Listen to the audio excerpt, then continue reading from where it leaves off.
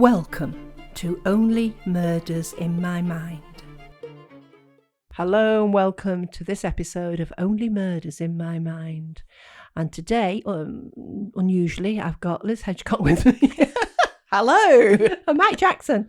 I'm not quite sure how unusual I am, but hello. Oh, and how are you both? You still ticking along? Yes, I'm feeling quite unusual today. Yeah. That's unusual. Yeah.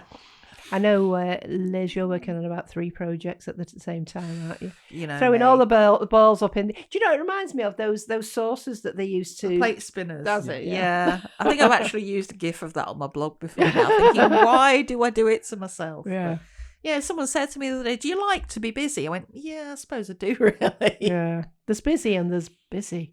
Yes. Well, I think so long as I've got 2 things at a time, I'm okay. It's when it's like 3 or more that I start to fret. Well, I reread and listened to me Cowslip Brown episode. Yes. And I was all geared up to start writing again. And then, of course, Easter happened. I've always got an excuse. It's not good enough anymore. So how far are you along with Cowslip? Well, as I say, I've only done what I did, plus 1 chapter for when we put it on the blog. Yes, we did. Yeah. But it's strange because I was sort of thinking, well, it's not really worth finishing, but I enjoyed reading it back, listening to it, and I thought, yeah, it's got some legs. I think it will appeal to some people because it's cozy murder mystery. It's light-hearted. Yeah, I think the thing is sometimes you need to just step back and take a little time away from something in order to go back and see it with fresh eyes. Yeah. Because when you're in something, sometimes you do think, oh, no one's ever going to want to read this. And then when you come back to it, actually, it's all right. Yeah. How long were they? I can't remember now. I was doing a novella, wasn't I? I was going to do 20,000 words. But in terms of the the recorded, the audio, we did do 3 chapters, did we? No, we did 4. 4. Yeah. And then I wrote a 5th one. Yeah. Can you remember how long? They were only a couple of minutes each, weren't they? Because they're short chapters. Short chapters. Yeah. So it'd be about 5 minutes. I'm only thinking that I could probably put them onto the YouTube. Yeah. Yes. That's a Thank good you. idea. Thank you. That'd be great. Yeah, they are only short snippets because, as I say, I didn't want it to be long and convoluted. But yeah, I will crack on with that. But it's like Liz and I both paint and draw, and sometimes it's knowing when to finish. You have to sometimes. When I've been doing a piece of artwork, I stand it up in my living room. So every time I walk into the room, I see it and I know whether it needs more. After 2 or 3 days, does it need more? Is it all right the way it is? And usually it's fine the way it is. Yeah, you can dabble too much. So today we're going to talk about historical crime. And we've all got a little bit each to do. So again, it's a pick and mix of different parts of history and different sorts of crime. So what are you going to talk about, Liz? Well, who's got the... should we go chronological? Yes. Okay. Well, I've got something from 1911. 1929. 1800, 1811. Looks like it's you, then, 1931, 1970. Oh, Which one do you want? Swats, Mike. Which one do you want? I don't know what they are. I tell you what, let's start with 1800. Go for it. All right. Very short, this one. It's called the Russian Widowmaker. Late 1800s. Right, so it's a bit more Russian literature. Madame Popova. Popova, probably. Yeah. Now I'm thinking of that character in Rent-A-Ghost who sneezed. Remember she teleported when she sneezed? No, I never watched it. Oh, didn't you? Oh, I love Rent-A-Ghost. Is good. Oh, it was fabulous. Anyway, Madame Popova ran what could be described as a Victorian-era murder-for-hire agency. Oh, hitmen. Yep. And she used to offer services to Russian women desperate to escape abusive or unwanted husbands for a fee. Wow. She would arrange for the man to die in what would appear to be an accident, an illness, or maybe a fight. And she claimed to be performing a social good in a time when women had very few legal rights or protections. And when she was caught, it was alleged that over 300 husbands had died as a result of her interventions. I'm just imagining the booking form, which would you like? Fight, accident, or illness. Illness. If an illness, can you describe how nasty you want the illness to be? How long do you want them to linger for? Yeah. And the accident, how gory do you want it to be? Anyway, she was arrested. And at a trial, she declared, "I was a benefactress. I gave happiness to hundreds of women." And then they executed her by firing squad. Oh, what a shame. What do you mean, what a shame? Whose side are we on? I think we know whose side we're on. She murdered 300 fellas. Well, it might not have been her personally, I mean. No, she probably had a team. She I made probably it much did. better, yes. Yeah. The murder squad. Yeah, she took out a phone and thought, "Now, shall I get to do this one?" Never mind the Thursday Murder Club. This is the Siberian Murder Squad. No, it sounds more like the one, the Russian that always used to dress nice. Killing Eve. That sounds more like that. Villanelle. Villanelle. Yeah. Oh, her dresses. A style icon, absolutely. Oh, yeah. I remember seeing that. I think it was in the V&A, the dress, the pink dress. Oh. Yes. Somebody on the sewing bee did a copy of that, just by the way. Yeah. Oh, wow. But the thing with that story is, if you read that somewhere as a story, Hey, you'd I'm think thinking about that for you think it was make believe, wouldn't you? You wouldn't yes. think that's not true. Well, we've said before, haven't we? A fact is stranger than fiction. Fiction. So. And in fact, if you want to look at some strange but true crimes, have a look on our YouTube channel, where we've got a new series of shorts called Strange but True Crime. And I think Madame Seamless. Popova might go into that. Seamless. It was seamless, wasn't it? Yeah. Segue. Yeah. Done. Wow. So there you are. That's late 1800s. I think you could probably do a couple more, couldn't you? 'Cause I could do, yes. They're only short, and then if we run out of time, you can do some more at the end. 1804. Okay. 1804. 1804. In the winter of 1803-4, around about that time, so apparently Hammersmith down in London, the residents around there were terrified by reports of a ghost haunting the churchyard. And witnesses described a white figure attacking people at night. And the panic grew so intense that armed men began patrolling the area. And one night, Francis Smith encountered Thomas Millwood, a bricklayer dressed in white.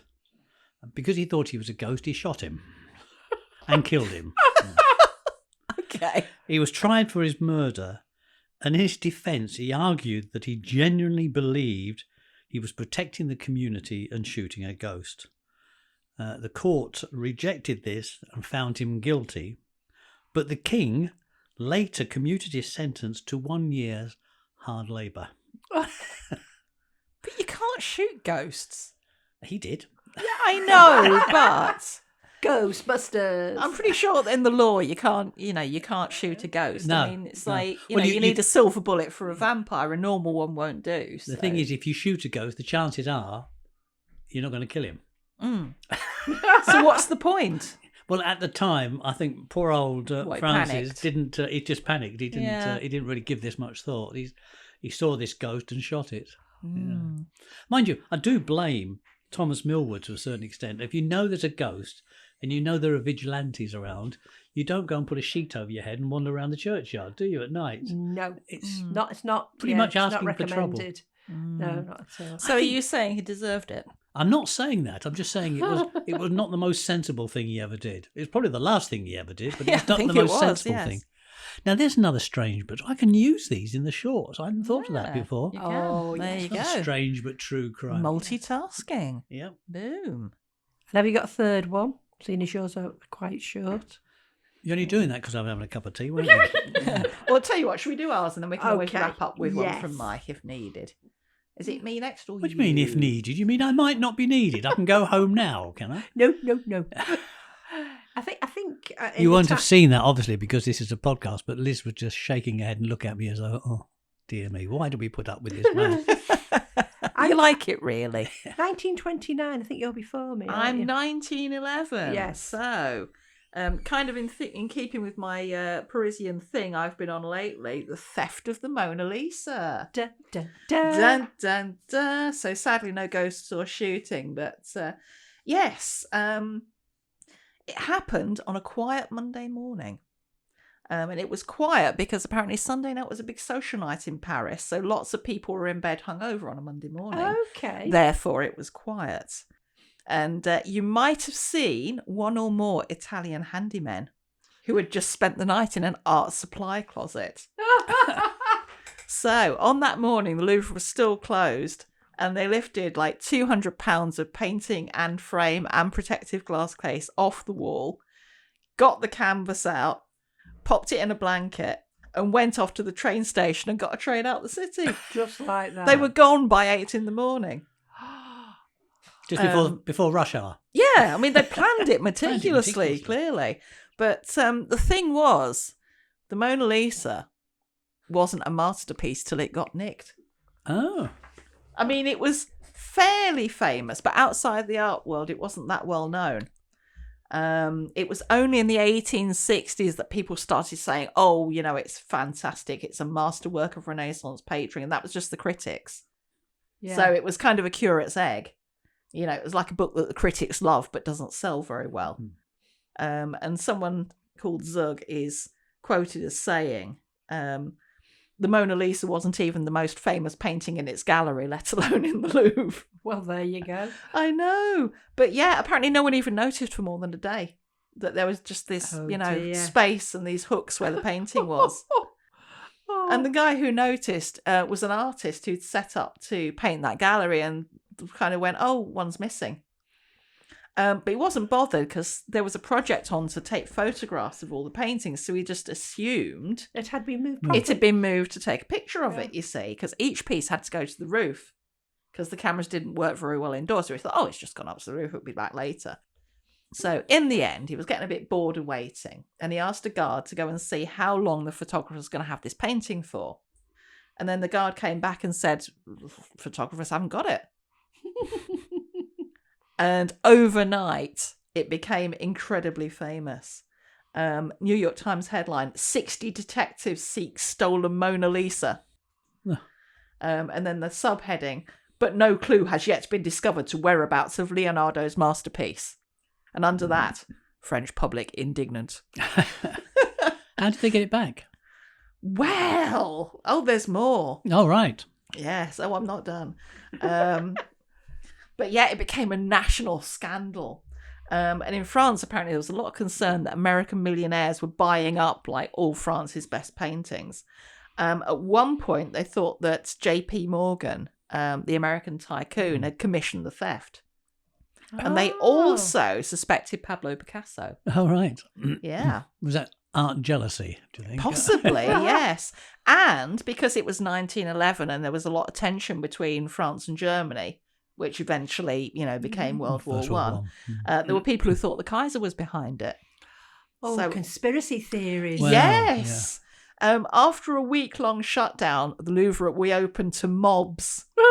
And loads of people, including Franz Kafka, who you wouldn't think would be bothered, all rushed to see the empty spot that become a mark of shame. But yes. I bet they didn't really want to get it back. Any more crowds to look at the empty space. Well, the guy who nicked it was a handyman who'd worked for the Louvre to install the protective glass cases. This is me banging my head against the microphone. Yes. But yeah, I mean, there are various theories about, him wanting to sell the painting. But the problem was, of course, it was too famous. Yeah. Everyone would know. It was, it was too hot to sell on. Newspapers were offering rewards. And I think he was basically worried about being arrested. So what he did was he stashed it in a trunk in his boarding house. Oh, reminds me of the Madonna with the big boobies out of... Hello. But yeah, 28 months after he snatched it, so over 2 years later, he finally had to go at selling the painting to an art dealer in Florence. But the dealer was suspicious. I wonder why. And he had the head of an Italian art gallery come and look at this painting, and there was a stamp on the back confirming what it was. So they said, okay, leave it with us and we'll see that you get a reward. So off goes Perugia, the handyman. Half an hour later, the police turn up. That's another one you could put on your shirt. Yeah. He later said he was trying to return it to Italy. He was a patriot and it was stolen by Napoleon. He was trying to return it to the land of his birth. There you go. He got 8 months in prison. Is that all? Yeah. Well, I mean, he'd stolen a painting. I mean, Yes, yeah. It wasn't- became famous after. Yes. So Yeah. in a way, he did the Louvre a big favour. Yeah, he did.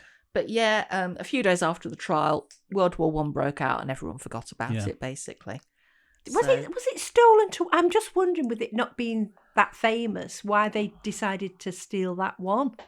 I suppose if you're going into somewhere like Louvre, you could steal a painting, and probably you'd go for one that wasn't that famous, because you can know you're going to sell it possibly easier. Yeah. What made it difficult for the bloke is that because he stole it, It became famous. it became as famous and therefore impossible to.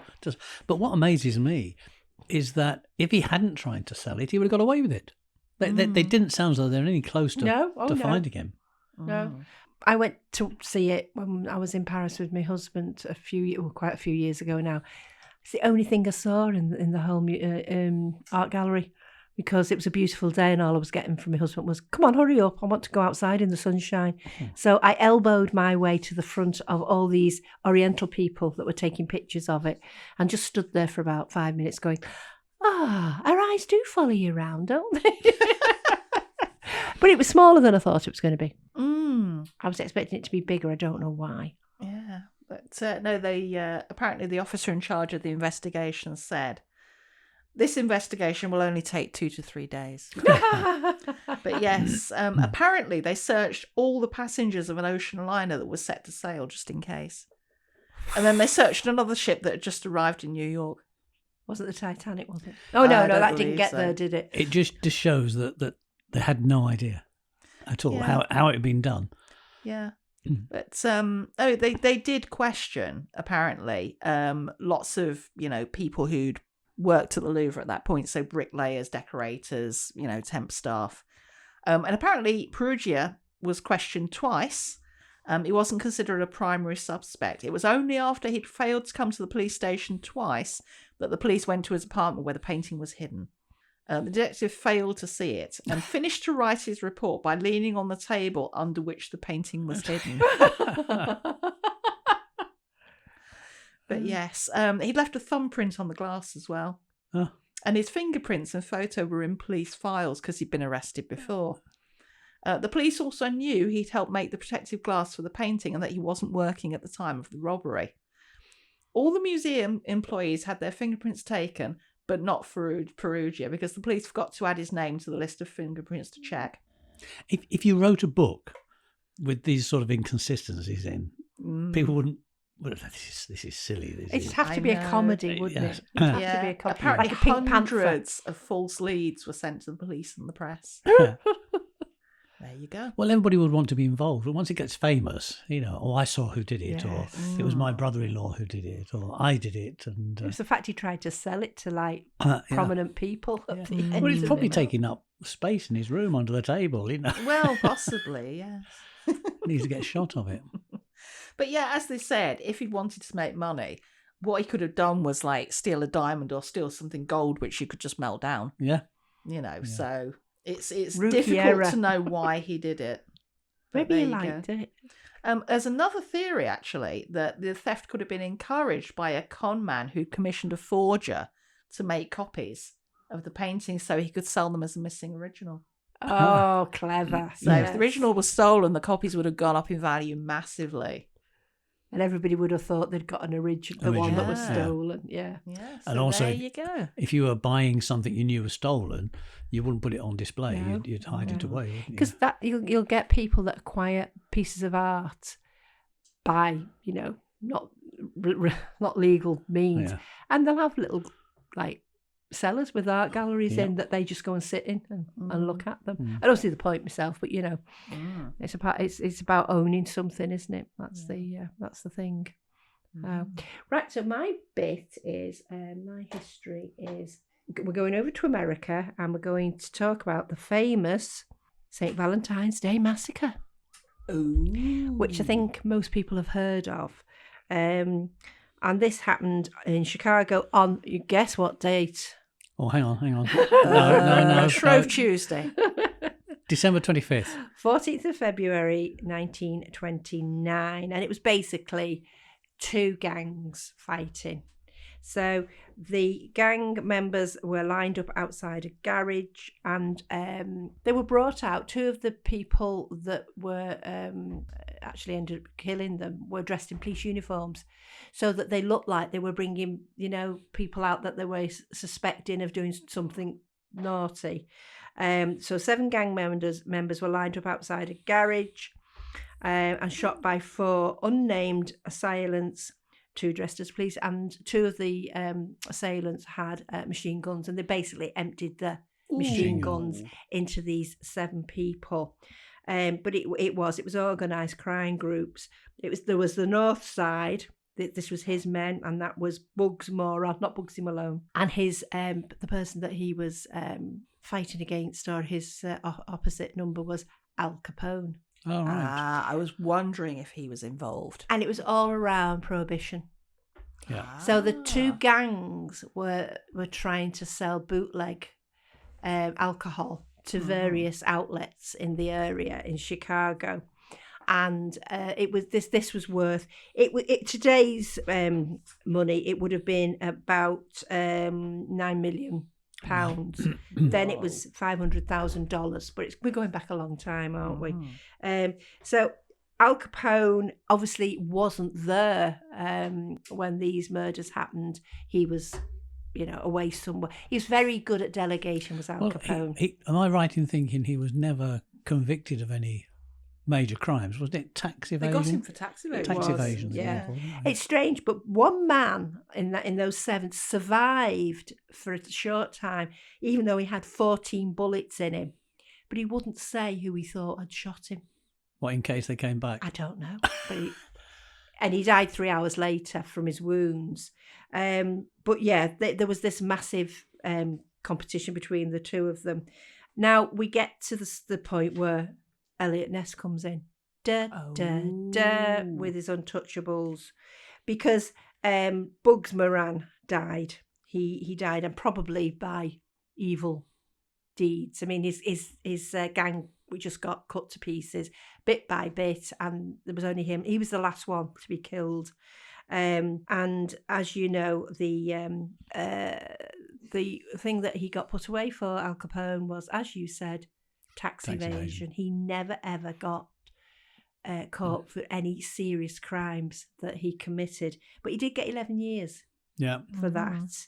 Well, sometimes you can get more prison sentence for something like laundering money or tax evasion or something like that from other things nowadays. And Elliot Ness and his Untouchables, obviously there's been a lot of things written about them. There's been films and everything. They were the Untouchables because they couldn't be bribed. The gangs tried to bribe them. Al Capone tried to bribe them with a lot of money as well. But the sad thing was, just before he retired, Elliot Ness was contributing to the book, The Untouchables. And before he got the payout for it, he died of a heart attack at 54. He was looking towards what he could get money for in his retirement. But yeah, he died in May 1957, age 54. I'm just trying to see if I've put down who he was writing with, but I haven't. But so when they talk about the Untouchables, the books and the films and things, some of that will have come actually from Elliot Ness, I suspect. Yes, it was. I remember watching the Untouchables on the television, and all the lorries with the crates on, and them all getting shot, and that's what they did. The Untouchables destroyed millions of barrels of beer. And trying to put them. Yeah, and there'll be whiskey and stuff, but they destroyed it so that they could put them out of business, and they more or less did it. And then, of course, it all changed, didn't it? Prohibition. Well, Prohibition stopped. Yeah. So what else have you got for us, Mike? I've got the Red Barn murder, 1827. 1800 seems to be my favourite. It does, yeah. Go on, then. This one was Maria Martin, a young woman in a relationship with a chap called William Corder, who was the son of a local farmer. And she left home one night to elope with him. And they were supposed to be meeting at the Red Barn, where they agreed to run away together. But she vanished. And apparently Corder had fled to London.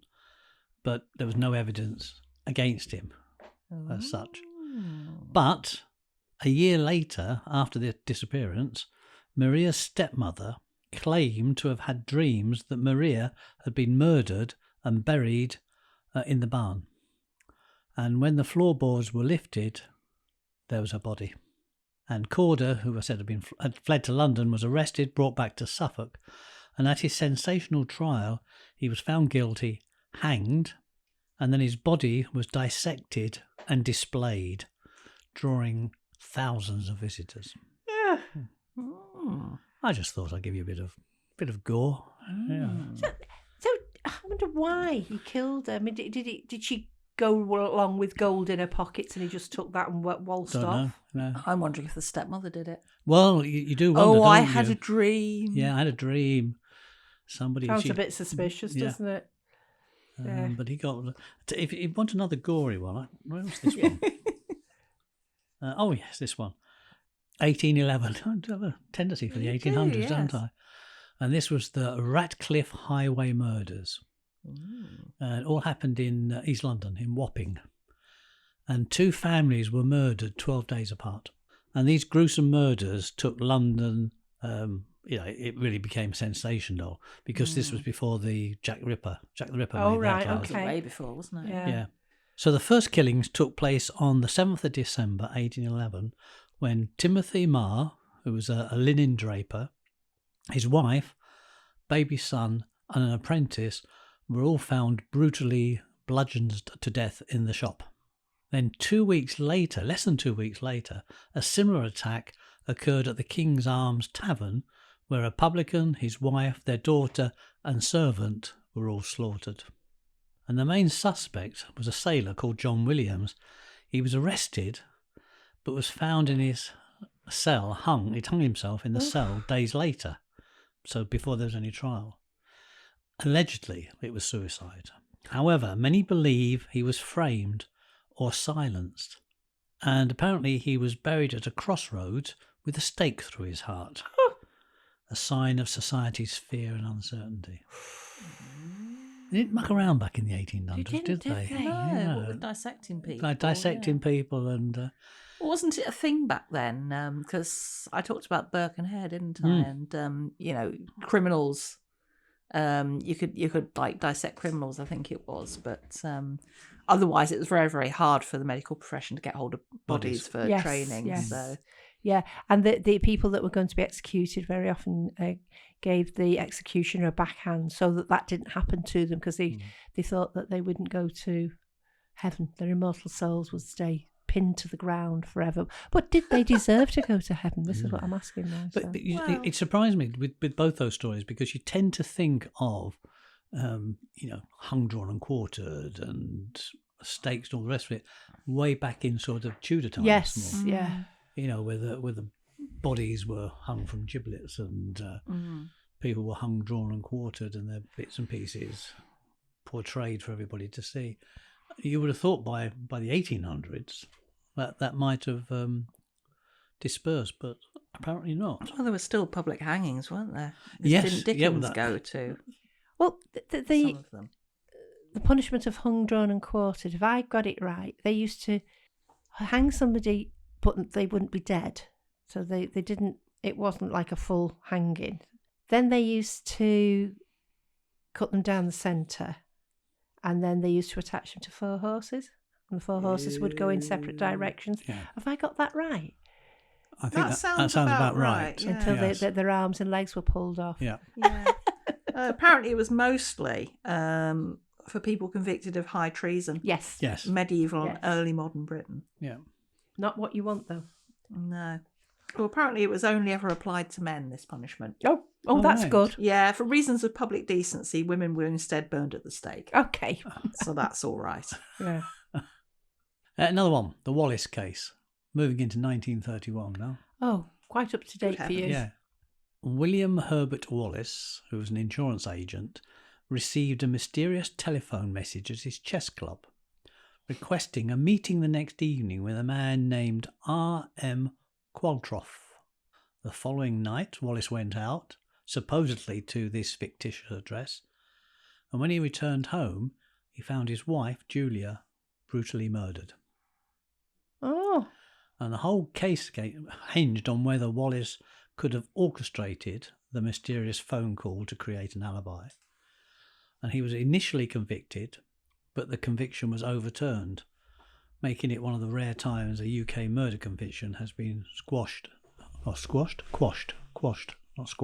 due to insufficient evidence. So it was either a very clever alibi or somebody else was trying to set him up. Yeah. Yeah, that's interesting because you'd have to know an awful lot more about what his relationship was with her and whether he was going to benefit from her death and that sort of thing. I mean, women sometimes didn't benefit from the husband's death, did they? It depended on. I've got this from a book I've just been beta reading, actually. Oh, yeah. Yes, this poor lady was widowed in Paris and she thought she was going to be destitute because anything was going to go to her husband's nephew, uncle, some cousin 3 times removed. See, we always presume that even if you've not written a will these days, it always goes to your next of kin, doesn't it? That's why if you've not got a will, it has to go through probate first to make sure that it goes to the right person. I don't know about in those days whether I suppose if you've written a will and you've got life insurance, it's reason to certainly kill. wills were very much a thing back then. Yeah. I mean, what struck me about this one, when you think it was 1931, and it was one of the rare times a murder conviction had been quashed due to insufficient evidence. So you do begs the question as how many people got sentenced, hung, whatever, with some flimsy evidence. Yeah, because I know now, and it's the same in America, I think, but the prosecuting people, I mean, it's CPS in this country, and I don't know what it is in America. They will look at it, won't they, and go, "You've not got enough evidence. If we take this to court, we're not going to win." The CPS won't do it, No. will they? No. Yeah. And sometimes it's in the public interest. Yes. Like maybe a mercy killing. It would have perhaps been in the case of that, when we talked about in a different podcast, where the woman set fire to the bed because her husband was, I suspect she would have got some sort of sentence, but whether it would have been a custodial sentence is another thing, sort of thing. But I suppose it also shows just how things have changed. Haven't you? When you think of 1931, things have moved on such a lot since then. Yeah. In terms of nowadays, as you say, a person wouldn't even go to trial unless the prosecution felt as though they had a really good cast iron case against them. I mean, and to try and charge somebody with murder when you've not got a body, like the lady in the lake in Cumbria, is not impossible, but it's very difficult. Yeah. So thank you, Mike. That was very interesting. And thank you, Liz, for your, that was quite, eye-opening. So we'll draw a conclusion there. Like us, subscribe, share, tell your friends, and if you've got any ideas for things you'd like us to discuss, we're always open to suggestions. I hope you've enjoyed this and hope you'll join us again next week.